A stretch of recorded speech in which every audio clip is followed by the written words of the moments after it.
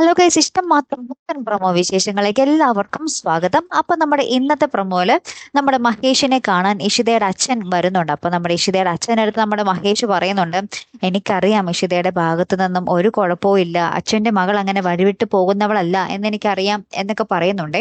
അപ്പുറത്താണെങ്കിലും നമ്മുടെ ഇഷിത അഷിതനെ കണ്ടിട്ട് ഇങ്ങനെ പറയുന്നുണ്ട്, എനിക്ക് എപ്പോഴും ഒരു തകർച്ചയിൽ എനിക്ക് താങ്ങായിട്ട് വരുന്നത് വിനോദാണ് എന്നും പറഞ്ഞിട്ട് നമ്മുടെ വിനോദിനെ കാണാൻ ഇഷിത പോകുന്നുണ്ട് കേട്ടോ.